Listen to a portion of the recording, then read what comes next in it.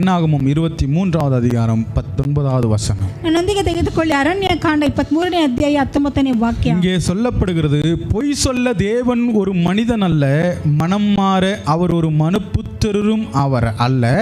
அவர் சொல்லியும் செய்யாதிருப்பாரா, அவர் வசனித்தும் நிறைவேற்றாதிருப்பாரா என்று.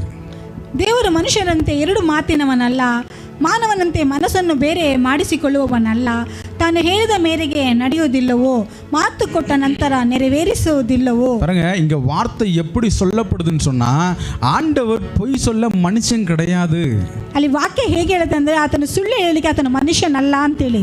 இதுனப்பா டக்குன்னு மனுஷன் அப்படின்ட்டீங்க, ಇದೇನಪ್ಪ ಸಡನ್ ಆಗಿ ಮನುಷ್ಯ ಅಂತ ಹೇಳ್ಬಿಟ್ರಿ. உண்மையிலே சிம்பிளா ஈஸியாக போய் சொல்கிறது மனுஷன் தான். ಯಾಕಂದರೆ ತುಂಬ ಸಿಂಪಲ್ ಆಗಿ ಸುಲಭವಾಗಿ ಸುಳ್ಳು ಹೇಳೋದು ಮನುಷ್ಯ. ஏன்னா அதனால தான் பாருங்க, குறிப்பாக அங்கே எழுதும் போது மனிதன் அப்படின்னு சொல்லி ஒரு நல்ல ஒரு அழுத்தம் ஒரு வார்த்தை எழுதுறாங்க. ಅದಕ್ಕೆ ಅಲ್ಲಿ ಹೇಳಬೇಕಾದ್ರೆ ಅಲ್ಲಿ ಮನುಷ್ಯ ಅಂತೇಳಿ ಬರೆದಿದ್ದಾರೆ. சரி பாருங்க, பொய் அப்படின்னு வரும்போது எந்த மிருகமாவது பொய் சொல்லுமா? ಸುಳ್ಳು ಅಂತ ಹೇಳ್ಬೇಕಾದ್ರೆ ಯಾವುದಾದ್ರೂ ಪ್ರಾಣಿ ಯಾವುದಾದ್ರೂ ಸುಳ್ಳು ಹೇಳತ್ತಾ? செடி கொடி, ಯಾವುದಾದ್ರೂ ಮರ ಗಿಡಗಳು ಸುಳ್ಳು ಹೇಳತ್ತಾ? ಮರ ಹೇಳತ್ತಾ? வேற என்ன இருக்கு பூமியில்? ಬೇರೆಲ್ಲ ಏನಿದೆ? ಪಕ್ಷಿ, பறவைகள், ಪಕ್ಷಿ ஏதாவது பொய் சொல்லுமா? ಅದೆಲ್ಲ ಸುಳ್ಳು ಹೇಳತ್ತಾ? யார் ஈஸியாக பொய் சொல்கிறது? ಯಾರು ಸುಲಭವಾಗಿ ಸುಳ್ಳು ಹೇಳೋದು? கண்டிப்பாக நம்ம. ಖಂಡಿತವಾಗ್ಲೂ ನಾವೇ. ஏன்னா மனுஷன், ಯಾಕಂದ್ರೆ ನಾವು ಮನುಷ್ಯರು, மாம்சம். இது மாம்ச ಶಾರೀರಿಕವಾಗಿದೆ. பாருங்க, எதுக்குமே வாய் பேசுகிற சத்தம் கிடையாது, நமக்கு மட்டும்தான் பேசுகிற சத்தத்தை தேவன் கொடுத்துருக்கிறார். ಯಾವುದಕ್ಕೂ ಮಾತನಾಡುವ ಒಂದು ಭಾಗ್ಯ ಇಲ್ಲ, ಆದರೆ ನಮಗೆ ದೇವರು ಮಾತನಾಡುವ ಒಂದು ಭಾಗ್ಯವನ್ನು. ஆனால் ஈஸியாக வந்துட்டு பொய் சொல்லிடுவோம். ಅದೇ ಸುಲಭವಾಗಿ ಬಂದು ನಾವು ಸುಳ್ಳು ಹೇಳುತ್ತೇವೆ. ஆனால் வேதம் சொல்கிறது, அவர் பொய் சொல்ல மனிதன் கிடையாது, மனுப்புத்திரரும் கிடையாது. அவர் மனம் மாறவும் மாட்டாராம். பாருங்க, பொய் சொல்லவும் மாட்டார், மனம் மாறவும் மாட்டாராம். ಅಲ್ಲಿ ಹೇಳ್ತಾ ಇದ್ದಾರೆ ನೋಡಿ, ದೇವರು ಮನುಷ್ಯರಂತೆ ಎರಡು ಮಾತಿನವನಲ್ಲ, ಮಾನವನಂತೆ ಮನಸ್ಸನ್ನು ಬೇರೆ ಮಾಡಿಕೊಳ್ಳುವವನಲ್ಲ. பாருங்க, இந்த வார்த்தையும் கொஞ்சம் கவனிச்சு பாருங்களேன். பொய் சொல்ல மாட்டாரு, ரெண்டாவது அழகா சொல்றாரு, மனம் மாற அப்படின்றாரு.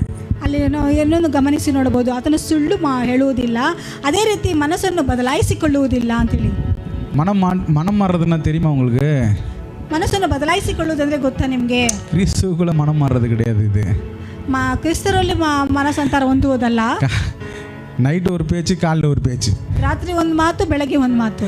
குடியாரம் பேச்சு பொழுது விடிஞ்சா போச்சு அப்படின்னு வாங்குதுமா. ಕುಡುಕರ ಮಾತು ಬೆಳಗಿನ ಜಾವ ಹೋಯ್ತು ಅಂತ ಹೇಳ್ತಾರಲ್ಲ, இதெல்லாம் நம்மளால மட்டும்தான் முடியும். ಇದೆಲ್ಲ ನಮ್ಮಿಂದ ಮಾತ್ರನೇ ಸಾಧ್ಯ. சிலர் குடிச்சிட்டு காலைல மறந்துடுவாங்க, சிலர் குடிக்காமே சிலர் மறந்துடுவாங்க. ಕೆಲವೊಬ್ರು ಕುಡಿದದನ್ನ ಬೆಳಗ್ಗೆ ಬಂದು ಮರ್ತೋಗ್ತಾರೆ, ಕೆಲವೊಬ್ರು ಕುಡಿದೇನೆ ಮರ್ತೋಗ್ತಾರೆ.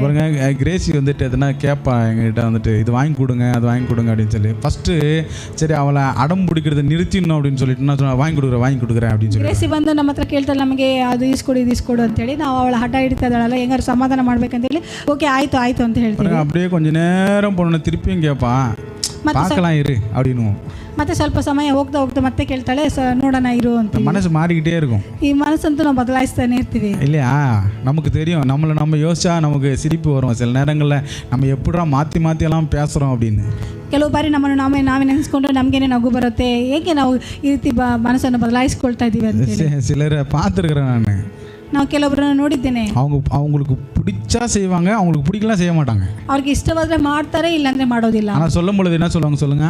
ಆದರೆ ಹೇಳಬೇಕಾದ್ರೆ ಏನು ಹೇಳ್ತಾರೆ ಹೇಳಿ? நான் செய்கிறேன், ನಾನು ಮಾಡ್ತೇನೆ. ஆனால் அந்த சூழ்நிலை வரும் பொழுது அவங்க மனசை மாற்றிட்டு அந்த இடத்துல ஒரு சாக்கு சொல்லுவாங்க. நான் அங்கே போயிட்டேன், நான் இங்கே இருக்கிறேன், நான் அதில் பிஸி, நான் இதில் பிஸின்னு சொல்லி சாக்கு சொல்லி தப்பிக்கிறவங்களா மாறுவாங்க. ಆದರೆ ಪರಿಸ್ಥಿತಿ ಬರಬೇಕಾದ್ರೆ ಅವರು ಒಂದು ನೆಪವನ್ನು ಹೇಳೋದು ನೋಡಬಹುದು. ನಾನು ಅಲ್ಲಿ ಹೋಗಿದ್ದೆ, ಇಲ್ಲಿ ಹೋಗಿದ್ದೆ, ಅದು ಇದು ಅಂತೇಳಿ. ஆனால் நமக்கு வாக்குத்தத்தம் செய்தவர் எப்படிப்பட்டவர்னு சொல்லி வேதம் சொல்கிறதுனா, அவர் பொய்யும் சொல்ல மாட்டார், நம்ம போல மனமும் மாற மாட்டார். ಆದರೆ ನಮಗೆ ದೇವರ ವಾಕ್ಯ ಹೇಗೆ ಹೇಳುತ್ತೆ ಅಂದರೆ, ಆತನು ಮನುಷ್ಯರ ರೀತಿ ಅಲ್ಲ, ಆತನು ಸುಳ್ಳು ಹೇಳೋದಿಲ್ಲ, ಮನಸ್ಸನ್ನು ಬದಲಾಯಿಸಿಕೊಳ್ಳುವುದಿಲ್ಲ ಅಂತ. அவர் சொல்லியும் செய்யாதிருப்பாரா அப்படின்னு சொல்லி வசனம் சொல்கிறது. ಆತನು ಹೇಳಿನೂ ಮಾಡದೇ ಇರುತ್ತಾರಾ? உண்மையிலே இருக்க மாட்டார். ನಿಜವಾಗ್ಲೂ ಇರೋದಿಲ್ಲ. ஒருவேளை கேட்ட நம்ம கூட மறந்து தூங்கிடுவோம். ಒಂದು ವೇಳೆ ನಾವು ಕೇಳಿದ ನಾವು ಕೂಡ ಮರೆತು ಮಲಗಿಬಿಡ್ತೀವಿ. ஆனால் சொன்னவர் சொல்றாரு, இஸ்ரவேலை காக்குகிறவர் உறங்குவதும் இல்லை தூங்குவதும் இல்லை. ಅರೆ ಹೇಳಿದವರು ಹೇಳ್ತಾರೆ, ಇಸ್ರಾಯೇಲರನ್ನು ಕಾಯುವಾತನು ನಿದ್ರಿಸುವುದಿಲ್ಲ, ಆತನು ತುಕ್ಕಡಿಸುವುದಿಲ್ಲ ಅಂತ. பாருங்க, தேவன் சொன்னதை செய்து முடிப்பார் என்கிறதற்கான அழகான உதாரணமாக ஒரு தேவ மனிதனை குறித்து நம்ம பார்க்கலாம். ದೇವರು ಹೇಳಿದನ್ನು ಮಾಡಿ ಮುಗಿಸುತ್ತಾನೆ ಅಂತೇಳಿ ಉದಾಹರಣೆಯೊಂದಿಗೆ ಒಬ್ಬ ದೇವ ಮನುಷ್ಯನನ್ನು ನೋಡೋಣ. பாருங்க, எடுத்துக்கொள்ளுங்கள் யோசுவாவின் புத்தகத்தில் 1வது அதிகாரம் அதன் 5வது வசனம்.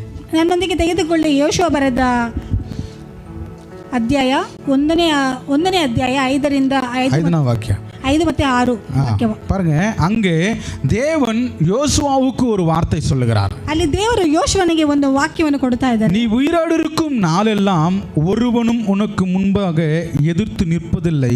நான் மோசேவோடு இருந்தது போல உன்னோடும் இருப்பேன். நான் உன்னை விட்டு விலகுவதுமில்லை, உன்னை கைவிடுவதுமில்லை என்றாராம். ನೀನು ಜೀವಮಾನದವರೆಲ್ಲ ಒಬ್ಬನು ನಿನ್ನ ಮುಂದೆ ನಿಲ್ಲನು. ನಾನು ಮೋಶೆಯ ಸಂಗಡ ಇದ್ದ ಹಾಗೆ ನಿನ್ನ ಸಂಗಡದಲ್ಲೂ ಇರುವೆನು. ನಿನ್ನನ್ನು ಕೈ ಬಿಡುವುದಿಲ್ಲ, ತೊರೆಯುವುದಿಲ್ಲ. சிரசித்தனாகிரு ಅಂತೇಳಿ. அடுத்த வசனம் சொல்றாரு, பலன் கொண்டு திடமனதாயிரு. இந்த ஜனத்தின் பிதாக்களுக்கு நான் கொடுப்பேன் என்று ஆணையிட்ட தேசத்தை நீ இவர்களுக்கு பங்கிடுவாய் என்றாராம். ಸಿರಸಿತ್ತನಾಗಿರು, ಧೈರ್ಯದಿಂದಿರು, ಯಾಕೆಂದರೆ ನಾನು ಈ ಜನರ ಪಿತೃಗಳಿಗೆ ಪ್ರಮಾಣ ಮಾಡಿಕೊಟ್ಟಿದ್ದ ದೇಶವನ್ನು ಇವರಿಗೆ ನೀನೇ ಸ್ವಾಧೀನಪಡಿಸಿಕೊಡಬೇಕು. பாருங்க, வார்த்தையை நல்லா கவனிச்சு பாருங்க. அந்த இந்த ரெண்டு வசனம் நல்லா கவனிச்சு பாருங்க. ಈ ವಾಕ್ಯವನ್ನು ಸ್ವಲ್ಪ ತುಂಬಾ ಗಮನವಿಟ್ಟು ನೀವು ನೋಡಿರಿ. ரெண்டு காரியத்தை சொல்றாரு. ಎರಡು ಕಾರ್ಯವನ್ನು ಹೇಳ್ತಾರೆ. ஒன்னு வந்துட்டு பாருங்க, நீ உயிரோடு இருக்கும் நாளெல்லாம் உனக்கு முன்பாக யாரும் நிக்க விட மாட்டேன்றாரு. ಅಲ್ಲಿ ಹೇಳ್ತಾರೆ, ನಿನ್ನ ಜೀವಮಾನದಲ್ಲ ಒಬ್ಬನು ನಿನ್ನ ಮುಂದೆ ನಿಲ್ಲಲಿಕ್ಕೆ ಬಿಡುವುದಿಲ್ಲ ಅಂತ ಹೇಳಿ. அடுத்து சொல்றாரு, நான் எப்படி மோசேவோடு இருந்தது போல நான் உன்னோடும் கூட இருப்பேன் அப்படின்னு ஒரு வார்த்தை சொல்றேன். ನಾನು ಮೋಶೆ ಸಂಗಡ ಇದ್ದ ಹಾಗೆ ನಿನ್ನ ಸಂಗಡ ಕೂಡ ಇರುತ್ತೇನೆ ಅಂತ ಹೇಳಿ ಅಲ್ಲಿ ಹೇಳ್ತಾ ಇದ್ದಾರೆ. இன்னைக்கு நமக்கும் ஆண்டவர் அப்படிதான் நிறைய வசனங்களை வாக்குத்தத்தமாக பாருங்க. இது வாக்குத்தத்தம், வசனம். இந்த வார்த்தை வசனம். நல்லா இது புரிஞ்சுக்குங்க, இது வசனம். ಈ ವಾಕ್ಯ ಬಂದ್ಬಿಟ್ಟು ದೇವರ ಒಂದು ವಾಕ್ಯವಾಗಿದೆ. இது கதை அல்ல, ಇದು ಕಥೆ ಅಲ್ಲ, நிஜம். ಇದು ನಿಜ. தேவன் வார்த்தையை பேசினது நிஜம். ದೇವರು ವಾಕ್ಯವನ್ನು ಹೇಳಿದ್ದು ನಿಜ. பாருங்க, மோசேயுடைய நாட்கள் முடியுது. மோசேயுடைய நாட்கள் முடிந்து அதுக்கப்புறம் இஸ்ரவேல் ஜனங்களை யார் கானான் தேசத்துக்கு கொண்டு போவாங்க அப்படின்னு ஒரு டிசிஷனுக்கு வரும் பொழுது, ಮೋಶೆ ಒಂದು ಕಾಲವನ್ನು ಮುಗಿಯಬೇಕಾದರೆ ಯಾರು ಇಸ್ರೇಲ್ ಜನರನ್ನು ಕಾನಾನ್ ದೇಶಕ್ಕೆ ನೇರವಾಗಿ ನಡೆಸುತ್ತಾರೆ ಅಂತೇಳಿ ಒಂದು ಡಿಸಿಷನ್ ತಗೋಬೇಕಾದರೆ பாருங்க, யோசுவாவை தேவன் தேர்ந்தெடுக்கிறார். ದೇವರು ಯೋಶುವನನ್ನು ಅಲ್ಲಿ ಆಯ್ಕೆ ಮಾಡ್ತಾ ಇದ್ದಾರೆ. யோசுவாவை தேர்ந்தெடுத்து, யோசுவா நீ இந்த ஜனங்களை கூட்டிட்டு போன்னு சொல்லி சும்மா அனுப்பல. ಅಲ್ಲಿ ಯೋಶುವ ನೀನು ಈ ಜನರನ್ನು ನಡೆಸಿಕೊಂಡು ಹೋಗು ಅಂತೇಳಿ ಸುಮ್ಮನೆ ಕರೆದಿಲ್ಲ. பாருங்க, சும்மா அனுப்பல, ಸುಮ್ಮನೆ ಕಳಿಸಿಲ್ಲ. ஒருவேளை சும்மா அனுப்பியிருந்தா கண்டிப்பா யோசுவா பயந்து இருப்பார். ಸುಮ್ಮನೆ ಕಳಿಸಿದ್ರೆ ಖಂಡಿತ ಯೋಶುವ ಅಲ್ಲಿ ಭಯ ಪಟ್ಟಿರಬಹುದು. ஏன்னா அங்கே ஒருத்தர் ரெண்டு பேர் கிடையாது, லட்சக்கணக்கான ஜனங்கள் இருக்கிறாங்க. ಅಲ್ಲಿ ಒಬ್ಬರು ಇಬ್ಬರು ಅಲ್ಲ, ಲಕ್ಷಾಂತರ ಜನರು ಇದ್ದರು. எப்படி நான் இவங்களை கூட்டிட்டு போவேன்? ಹೇಗೆ ಇವರನ್ನು ನಾನು ನಡೆಸಿಕೊಂಡು ಹೋಗುತ್ತೇನೆ? இன்னொன்று நல்லா யோசுவாவுக்கு தெரியும், இந்த ஜனங்கள்லாம் எப்படியெல்லாம் முறுமுறுப்பாங்க அப்படின்னு.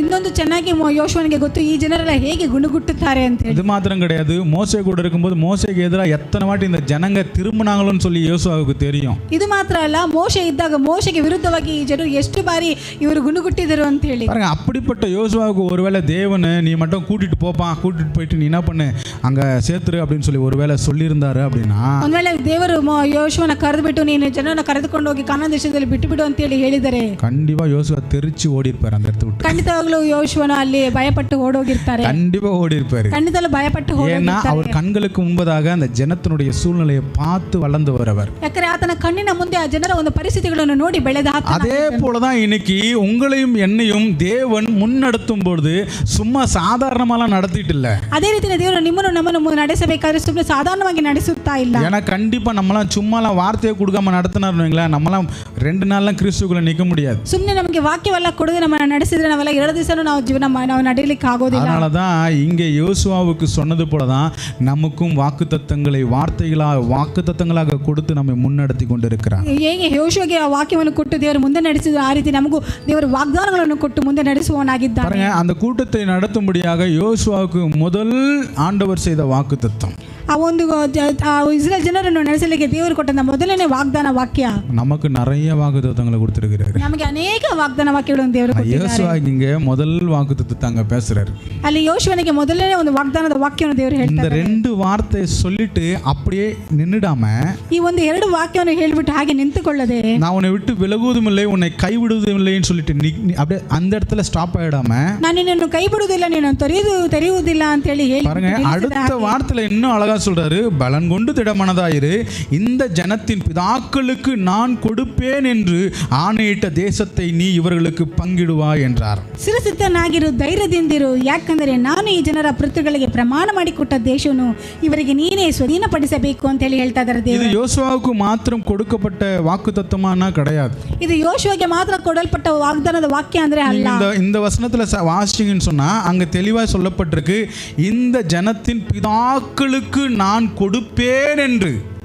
ಇಲ್ಲಿ ಆ ವಾಕ್ಯವನ್ನು ಓದಬೇಕಾದ್ರೆ ಅವರ ಜನರ ಪಿತೃಗಳಿಗೆ ನಾನು ಪ್ರಮಾಣ ಮಾಡಿಕೊಟ್ಟ ದೇಶವನ್ನು ஆணையிட்டு ಪ್ರಮಾಣ ಮಾಡಿಕೊಟ್ಟು. எங்க ஆணையிடுறாரு? ಎಲ್ಲಿ ಪ್ರಮಾಣ ಮಾಡಿಕೊಟ್ಟರು? ஆபிரகாம் கிட்ட சொல்றாரு. ಆಬ್ರಹಾಮನ ಬಳಿ ಹೇಳ್ತಾ ಇದ್ದಾರೆ. அங்க சொன்ன வாக்குத்தத்தம், ಅಲ್ಲಿ ಹೇಳಿದಂತ ವಾಗ್ದಾನ நான் உன்னை பலுகவும் பெருகவும் பண்ணுவேன், ನಿನ್ನನ್ನು ನಾನು ಹೆಚ್ಚಿಸುತ್ತೇನೆ, உங்களுக்கு எப்படிப்பட்ட இடத்தை தருவேனான்னு சொல்லி அங்கேயே சொல்றாரு. ನಾನು ನಿನಗೆ ಯಾವ ರೀತಿಯಾದ ಒಂದು ದೇಶವನ್ನು ಕೊಡುತ್ತೇನೆ ಅಂತ ಅಲ್ಲಿನೇ ಹೇಳಿದ್ದಾರೆ. பாருங்க, ஆபிரகாம் போயாச்சு, ಅಬ್ರಹಾಮ್ ಹೋಗಿ ಆಯ್ತು, ஈசாக்கு போயாச்சு, ಈಸಾಕು ಹೋಗಿ ಆಯ್ತು, யாக்கோபு போயாச்சு, ಯಾಕೋಬು ಹೋಗಿ ಆಯ್ತು, 12 கோத்திரங்கள், 12 ಗೋತ್ರಗಳು. பாருங்க, இவ்வளோ தூரம் வந்துகிட்டு இருக்கு, கேட்டவங்கெல்லாம் காணாம போயிட்டாங்க. ಅರೆ ಕೇಳಿದವರೆಲ್ಲನೂ ಅಲ್ಲಿ ಇಲ್ಲ, ಕಾಣದೆ ಹೋದ್ರು. ஆனா சொன்னவர் மாத்திரம் அவங்க கூட டிராவல் பண்ணிக்கிட்டே இருக்கிறார். ಆದ್ರೆ பாத்தீங்களா? ಹೇಳಿದವರು ಮಾತ್ರ ಅವರ ಜೊತೆಗೆ ಪ್ರಯಾಣ ಮಾಡ್ತಾನೆ ಇದ್ದಾರೆ. இயேசுவின் நாமத்தினால இந்த வார்த்தையை சொல்றேன், வாக்குத்தத்தம் பெறப்பட்ட ஒவ்வொருவருக்கும் சொல்கிறேன், இவங்க கூட யார் முன்னாடி பின்னாடி இருக்கிறாங்களோ எனக்கு தெரியாது, தேவனுடைய வார்த்தையும் தேவனும் உங்கள் கூட இருக்கிறார். ನಾನು ನಿಮಗೆ ಪ್ರಮಾಣ ಮಾಡಿ ಹೇಳ್ತೇನೆ, ಯಾರು ನಿಮ್ಮ ಜೊತೆಗೆ ಇದ್ದಾರೆ ಇಲ್ಲ ಅಲ್ಲ, ದೇವರು ನಿಮ್ಮ ಜೊತೆಗೆ ಯಾವಾಗಲೂ ಇರುವ ತನ್ನ ದೇವರಾಗಿದ್ದಾನೆ. இங்கேயும் ஆண்டவர் இன்னொரு வார்த்தையை அங்கே எப்படி அழுத்தமா சொல்றாரு அப்படின்னு சொன்னா, ಇಲ್ಲಿ ಇನ್ನೊಂದು ವಾಕ್ಯವನ್ನು ದೇವರು ಹೇಗೆ ಒಂದು ಒತ್ತಡವಾಗಿ ಹೇಳ್ತಾರೆ ಅಂತ ಹೇಳಿದ್ರೆ, அந்த தேசத்தை நீ இவர்களுக்கு பங்கிடுவாய் அப்படின்னாரு. ಆ ಒಂದು ದೇಶವನ್ನು ನೀನು ಇವರಿಗೆ ಸ್ವಾಧೀನಪಡಿಸುವಿ ಅಂತ ಹೇಳಿ. அப்போ ஒரு வார்த்தை இங்க எப்படி சொல்றாரு, நான் உன் கூட இருப்பேன், நீ இவங்களெல்லாம் அழைச்சிட்டு போ, நீ என்ன பண்ணுவ கடைசியில் அப்படின்னு சொன்னா, நான் கானான் தேசத்தை கொடுப்பேன்னு சொன்னேன் இல்லையா, அந்த தேசத்தை இந்த 12 கோத்திரத்துக்கு நீ பிரிச்சு கொடுப்ப அப்படின்னு சொல்லி இங்க ஒரு வாக்குத்தத்தம் செய்கிறார். ಅಲ್ಲಿ ಹೇಳ್ತಾ ಇದ್ದಾರೆ ಯೋಶುವಗೆ ದೇವರು, ನೀನು ಆ ಜನರನ್ನು ನಡೆಸಿಕೊಂಡು ಹೋಗುತ್ತಿ, ಆ 12 ಗೋತ್ರದವರಿಗೆ ನೀನು ಅವರ ಭಾಗಗಳನ್ನು ಹಂಚಿಕೊಡುತ್ತಿ ಅಂತ ಹೇಳಿ. பாருங்க, வார்த்தை பெற்றுக்கொண்ட மனிதன் முன்னாடி போகணும். ವಾಕ್ಯವನ್ನು ಹೊಂದಿಕೊಂಡ ಮನುಷ್ಯನು ಮುಂದೆ ಹೋಗಬೇಕು. இன்னைக்கு நமக்கு ஆண்டவர் சொல்லுகிற வார்த்தை என்ன தெரியுங்களா? ಇವತ್ತು ದೇವರು ನಮಗೆ ಹೇಳುವಂತ ವಾಕ್ಯ, வாக்குத்தத்தங்கள் பெறப்பட்ட உடனே, நம்ம பெற்றுக்கொண்ட உடனே அது நடந்துரும் அப்படின்னு நினைக்கிறது தப்பு. ವಾಗ್ದಾನ ವಾಕ್ಯವನ್ನು ಹೊಂದಿಕೊಂಡ ತಕ್ಷಣ ನಮಗೆ ಅದು ನಡೆದು ಬಿಡುತ್ತೆ ಅಂತ ಹೇಳಿ ನಾವು ನೆನೆಸುವುದು ತಪ್ಪು. ஏன்னா வாக்குத்தத்தங்கள் பெறப்பட்ட பிறகு அந்த வாக்குத்தத்தத்தை சுதந்திரிக்கணும்னு சொன்னா நம்ம சில காரியத்தில் நிற்கணும். ಆ ವಾಗ್ದಾನ ವಾಕ್ಯಗಳನ್ನು ನಾವು ಹೊಂದಿಕೊಂಡ ಮೇಲೆ ಅದು ನಡೆಯಬೇಕು ಅಂತ ಹೇಳಿದ್ರೆ ನಾವು ಆ ಕಾರ್ಯದಲ್ಲಿ ನಿಂತುಕೊಳ್ಳುವರಾಗಿರಬೇಕು. முதல்ல அந்த வார்த்தைகள் நமக்கு ஞாபகம் இருக்கணும். ಮೊದಲನೇದಾಗಿ ಆ ವಾಕ್ಯಗಳು ನಮಗೆ ஞாபಕದಲ್ಲಿ ಇರಬೇಕು. என்ன ஞாபகம் இருக்கணும்? ಏನ್ ஞாபಕ ಇರಬೇಕು? கொடுக்கப்பட்ட வார்த்தைகள் ஞாபகம் இருக்கணும். ಕೊಡಲ್ಪಟ್ಟ ವಾಕ್ಯಗಳು ஞாபಕದಲ್ಲಿ ಇರಬೇಕು. எத்தனை பேருக்கு இந்த பழக்கம் இருக்கு?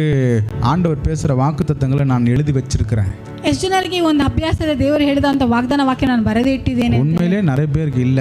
ಅದೇ ನಿಜವಾಗ್ಲೂ ಹೇಳ್ತಾನೆ, ಅನೇಕರಿಗೆ ಇಲ್ಲ. உங்களுக்கு இருந்ததுன்னு சொன்னா நான் ஆண்டவரோட நாமத்தை மகிமைப்படுத்துறேன். ಒಂದು ವೇಳೆ ನಿಮಗೆ ಇತ್ತಂದ್ರೆ ನಾನು ದೇವರ ನಾಮವನ್ನು ಮಹಿಮೆ ஏன்னா வாக்குத்தத்தங்கள் கொடுக்கப்படும் பொழுது கண்டிப்பா நம்ம அதை நோட் பண்ணி வைக்கணும். ಯಾಕಂದ್ರೆ ದೇವರ ವಾಗ್ದಾನ ವಾಕ್ಯಗಳನ್ನು ಕೊಡಬೇಕಾದ್ರೆ ಖಂಡಿತವಾಗಿ ನಾವು ಅದನ್ನೆಲ್ಲ ನೋಟ್ ಮಾಡಿ ಇಡಬೇಕು. ஆனா நம்ம நிறைய நேரத்துல பண்ற தப்பு என்ன அப்படின்னு சொன்னா, வார்த்தையை கேட்டு அந்த இடத்துல ஒரு பெருசா ஒரு ஆமேன்னு சொல்லிட்டு வெளியே வந்த உடனே அந்த வார்த்தையை மறந்துடுவோம். ನಾವು ಅನೇಕರು ಹಲವು ಬಾರಿ ಮಾಡುವ ತಪ್ಪು ಏನಂತ ಹೇಳಿದ್ರೆ, ಆ ವಾಕ್ಯವನ್ನು ಕೇಳಿ ನಾವು ಆಮೇನ್ ಅಂತ ಹೇಳಿ ಅಲ್ಲೇ ನಾವು ಬಿಟ್ಬಿಟ್ಟು ಬಂದು ಬಿಡ್ತೇವೆ. பாருங்க, சில நேரங்கள்லாம் பாருங்க, நம்ம இந்த ப்ரொவிஷன் ஸ்டோருக்கெல்லாம் போகும் பொழுது, ನಾವು ಪ್ರೊವಿಷನ್ ಸ್ಟೋರ್ಗೆಲ್ಲ ಹೋಗಬೇಕಾದ್ರೆ என்ன பண்ணிட்டு போவோம்? ಏನು ಮಾಡ್ಕೊಂಡು ಹೋಗ್ತೀವಿ? எல்லாம் ஞாபகம் இருக்காது, ಎಲ್ಲ ஞாபಕ ಇರಲ್ಲ. அதனால ஒரு சீட்டில் எழுதிட்டு போவோம். ಒಂದು ಲಿಸ್ಟಲ್ಲಿ ಬರ್ಕೊಂಡು ಹೋಗ್ತೀವಿ. நாங்கள் அந்த டிமார்ட் உள்ள போய் பார்க்கும் பொழுது நம்ம கையில் தான் ஒரு சீட் இருக்குன்னு பார்த்தா நம்மளை சுற்றி பாதி பேர் கையில் அந்த சீட் இருக்கும். ಆ ಡಿಮ್ಯಾಟ್ ಎಲ್ಲ ಹೋಗ್ಬಿಟ್ಟು ನಾವು ರೇಷನ್ ತಗೋಬೇಕಾದ್ರೆ ಆ ಒಂದು ಚೀಟ್ ನಮ್ಮ ಹತ್ರನೇ ಇದೆ, ಆ ಚೀಟಿ ಅಂತ ನೋಡಿದ್ರೆ ಎಲ್ಲರೂ ಅನೇಕರು ಇಟ್ಕೊಂಡಿರ್ತಾರೆ. ஏன்? ಯಾಕೆ? மறந்துடுவோம். ಮರ್ತೋಗ್ತೀವಿ. அது மனிதனுடைய இயல்பு, ಅದು ಮನುಷ್ಯನ ಒಂದು ಸ್ವಭಾವ. அப்போ ஒரு காரியத்தை எழுதி வைக்கும் பொழுது நமக்கு ஆண்டவர் பேசின வார்த்தைகள் நமக்கு எப்பவுமே என்ன பண்ணுவோம், நமக்கு டக்குன்னு ஞாபகம் வரும்போதெல்லாம் அது உடனே புரட்டி அந்த இடத்த நம்ம வாசிக்கும் பொழுது கண்டிப்பாக அந்த வார்த்தை நம்மோடு பேசும். ಖಂಡಿತವಾಗ್ಲೂ ನಾವು ದೇವರ ವಾಗ್ದಾನ ವಾಕ್ಯಗಳು ಮಾಡಬೇಕಾದ್ರೆ, ನಾವು ಬರೆದಿಡಬೇಕಾದ್ರೆ, ಅದನ್ನು ನಾವು ಓದಬೇಕಾದ್ರೆ ಆ ವಾಕ್ಯ ನಮ್ಮೊಂದಿಗೆ ಮಾತನಾಡುವುದಾಗಿರುತ್ತದೆ. பாருங்க, இன்னைக்கு நமக்கு கிருபையாய் ஒவ்வொன்றையும் ஆண்டவர் கொடுத்துருக்கிறார். ಇವತ್ತು ಕೃಪೆಯಿಂದ ದೇವರು ಒಂದೊಂದು ನಮಗೆ ದೇವರು ಕೊಟ್ಟಿದ್ದಾರೆ. ஆனால் நம்ம என்ன பண்ணுறது இல்லைன்னு சொன்னால் அது மேலே கவனம் வைக்கிறது இல்லை. ನಾವು ಏನು ಮಾಡೋದಿಲ್ಲ ಅಂದರೆ ಅದ್ರ ಮೇಲೆ ಗಮನ ಇಡೋದಿಲ್ಲ. முக்கியமாக வார்த்தையின் மேலே கவனம் வைக்கிறது. ಮುಖ್ಯವಾಗಿ ವಾಕ್ಯದ ಮೇಲೆ ಗಮನ ಇಡೋದಿಲ್ಲ. வார்த்தையின் மேலே எந்த ஒரு மனிதன் கவனம் வைக்காம போகிறாங்களோ கண்டிப்பாக அவங்க லேட் ஆகும். ಯಾರು ವಾಗ್ದಾನ ವಾಕ್ಯದ ಮೇಲೆ ಒಂದು ಗಮನವನ್ನು ಇಡದೆ ಹೋಗ್ತಾರೋ ಅವ್ರ ವಾಗ್ದಾನ ವಾಕ್ಯಗಳು ನೆರವೇರಲಿಕ್ಕೆ ಅದು ಕಾಲ ತಡೆ ಆಗುತ್ತದೆ. ஒரு விஷயத்தை கவனிச்சு பாருங்க. ಒಂದು ವಿಷಯನ ಗಮನಿಸಿ ನೋಡಿ. 1 2 3 4 5 ABCDன்னு எழுதுவோம்.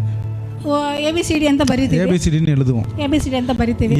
ABCD ABCD ಅಂತ ಬರೀತೀವಿ. E வர்ற இடத்துல Dயும் இல்லை E வர்ற இடத்துல F G H L M அங்கே பக்கத்தில் போட்டால் அது மேட்ச் ஆகுமா மேட்ச் ஆகாதா? ஐஏ பக்கದಲ್ಲಿ ನಾವು ಅದಕ್ಕೆ ಮ್ಯಾಚಿಂಗ್ ಇಲ್ಲದೆ ಇರೋ ಒಂದು ಪದವನ್ನು ಹಾಕಿದ್ರೆ ಅದು ಮ್ಯಾಚ್ ಆಗುತ್ತೆ. எப்படி ஏ பக்கத்தில் பி இருக்கோ அப்படிதான் நமக்கு கொடுக்கப்படுகிற வாக்குத்தத்தங்கள். ಹೇಗೆ ಎ ಪಕ್ಕದಲ್ಲಿ ಬಿ ಇದೆಯೋ ಅದೇ ರೀತಿನೇ ನಮಗೆ ಕೊಡಲ್ಪಟ್ಟ ದೇವರ ವಾಗ್ದಾನ. உதாரணத்துக்காக சொல்றேன் இந்த வார்த்தையை. ಒಂದು ಉದಾಹರಣೆಗೋಸ್ಕರ ಈ ವಾಕ್ಯ. அப்போ நமக்கு கொடுக்கப்படுகிற வாக்குத்தத்தங்கள் நம்ம நோட் பண்ணி வைக்கும் பொழுது அடுத்து ஆண்டவர் பேசும் பொழுது அந்த ஏ பக்கத்தில் பி போல இன்னொரு வாக்குத்தத்தம் நம்ம அப்படியே அழகா ஜோடு பண்ணி என்ன பண்ண சொல்லுங்க அப்படி முன்னாடி கொண்டு போகும். ಹೇಗೆ ದೇವರ ವಾಗ್ದಾನ ಒಂದರ ಹಿಂದೆ ಒಂದು ದೇವರು ಕೊಡಬೇಕಾದ್ರೆ ನಾವು ಬರೆದಿಟ್ಟು ನಾವು ಹೋಗಬೇಕಾದ್ರೆ ಅದು ಒಂದರ ಹಿಂದೆ ಒಂದು ಬರೆದ ಹಾಗೆ ಅದು ನಡೆಯುವುದಾಗಿರುತ್ತದೆ. ஒருவேளை இந்த வாக்குத்தத்தத்தை மறந்துட்டு இன்னொரு வாக்குத்தத்தத்தை வாங்கிட்டோன்னு வைங்களா, சென்ட்ரல் இருக்கிறது காணாம போயிடும். ಒಂದು ವೇಳೆ ಈ ವಾಗ್ದಾನವನ್ನು ನಾವು ಹೊಂದಿಕೊಂಡು ನಾವು ಬೇರೆ ಒಂದು ವಾಗ್ದಾನ ಜ್ಞಾಪಕ ಇಟ್ಕೊಂಡ್ರೆ ಅದು ಮಧ್ಯದಲ್ಲಿರುವಂಥ ವಾಗ್ದಾನ ವಾಕ್ಯವು ಅದು ಕಾಣದೇ ಹೋಗುತ್ತದೆ. அப்படி கிடையாது. வாக்குத்தத்தங்கள் ஒவ்வொன்றையும் நம்ம என்ன பண்ணணும், அழகா ஜோட் பண்ணி வைக்கணும். ಆ ವಾಗ್ದಾನ ವಾಕ್ಯಗಳು ಒಂದೊಂದನ್ನು ನಾವು ಜೋಡಿಸಿ ಇಡುವವರಾಗಿ நிறைவேற டிக் பண்ணிக்கிட்டே வரணும். ಅದು ನೆರವೇರ್ತಾ ಅದನ್ನು ನಾವು ಟಿಕ್ ಮಾಡಿ ಹೋಗೋರಾಗಿರಬೇಕು. பாருங்க எப்படி இந்த வாக்குத்தத்தத்தை சுதந்திரிக்கணும்னு சொன்னா பாருங்க, முதல் அவருக்கு ஒரு தடை வருது.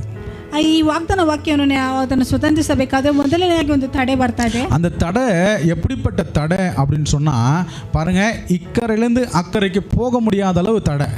ಈ ದಡದಿಂದ ಆ ದಡಕ್ಕೆ ಹೋಗೋದಕ್ಕೆ ಆಗದೆ ಇರುವಂತ ಒಂದು ತಡೆ ಬರ್ತಾ ಇದೆ. ஆனா யோசுவாவுக்கு தேவன் சொன்ன வார்த்தை என்ன சொல்லுங்க? ಅದೇ ಯೋಶುವನಿಗೆ ದೇವರು ಹೇಳಿದ ವಾಗ್ದಾನ ವಾಕ್ಯ ಏನು ಹೇಳಿ? அந்த தேசத்தை நீ இவர்களுக்கு பங்கிடுவே அப்படின்னாரு. ಆ ಒಂದು ದೇಶವನ್ನು ನೀನು ಅವರಿಗೆ ಸ್ವಾಧೀನಪಡಿಸುವಿ ಅಂತ ಹೇಳಿ. அந்த பக்கம் போனாதானங்க பங்கிட முடியும். ನಾವು ಆ ಕಡೆ ಹೋದ್ರೆ ತಾನೇ ಅದನ್ನ ನಾವು ಸ್ವಾಧೀನಪಡಿಸಿ ಕೊಡಕ್ಕೆ. வார்த்தை வந்துடுச்சு, போறதுக்கு தடை எதிரில் நிக்குது. ವಾಕ್ಯ ಬಂದ್ಬಿಟ್ಟು ಅದು ಆ ಕಡೆ ಹೋಗಲಿಕ್ಕೆ ನಮಗೆ ತಡೆಯಾಗಿದೆ. பாருங்க, இப்படிதான் நம்முடைய வாழ்க்கையிலும் வாக்குத்தத்தங்களை வாங்கி கொண்டு நம்ம அடுத்த நிலைக்கு போகிறதுக்கு முன்னாடி ஒரு தடை வந்து நிற்கும். ಈ ರೀತಿಯ ವಾಗ್ದಾನ ವಾಕ್ಯವನ್ನು ನಾವು ಹೊಂದಿಕೊಂಡು ನಾವು ಬೇರೆ ದಡಕ್ಕೆ ಹೋಗಬೇಕಾದ್ರೆ ಅನೇಕ ತಡೆಗಳು ಬಂದು ನಿಲ್ಲುತ್ತದೆ. பாருங்க, அப்படி தடை தான் முதல் யோர்தான் தடையாய் வந்து நிற்குது. ಅದೇ ರೀತಿನೇ ಅಲ್ಲಿ ಯೋಶುವಗೂ ಆ ಯೋರ್ದಾನ್ ನದಿಯು ಬಂದ್ಬಿಟ್ಟು ಒಂದು ತಡೆಯಾಗಿ ಬಂದು ನಿಲ್ಲುತ್ತದೆ. ஆனா ஆண்டவர் பொறுத்தளவு எப்படிப்பட்டவர் அப்படின்னு சொன்னா, நம் வாக்குத்தத்தம் பெறப்பட்டவர்களை எங்கேயுமே வெட்கப்பட விடவே மாட்டார். ದೇವರು ಯಾವ ರೀತಿ ದೇವರು ಅಂತ ಹೇಳಿದ್ರೆ, ವಾಗ್ದಾನ ಹೊಂದಿದ ಮನುಷ್ಯರನ್ನು ದೇವರು ಒಂದು ಕಡೆ ಅವರು ನಾಚಿಕೆ ಪಟ್ಟು ಹೋಗೋ ಹಾಗೆ ನಡೆಸುವ ದೇವರಲ್ಲ. இதை எழுதி வச்சிங்க வேணாம். ಇದನ್ನು ಬರೆದಿಟ್ಟುಕೊಳ್ಳಿ. நீங்க வாக்குத்தத்தம் பெற்றுக்கொண்ட மனிதனா இருந்தீங்கன்னு சொன்னா நீங்க எந்த இடத்துலயும் வெட்கப்பட மாட்டீங்க. ನೀವು ವಾಗ್ದಾನ ಹೊಂದಿರುವ ಮನುಷ್ಯನಾಗಿದ್ರೆ ನೀವು ಎಲ್ಲಿನೂ ನೀವು ನಾಚಿಕೆ ಪಟ್ಟು ಹೋಗೋದಿಲ್ಲ. பாருங்க, அந்த யோர்தான் கரையோரமா போய் எல்லாருமே என்ன பண்றாங்க, கூடாரம் போட்டு உட்கார்றாங்க.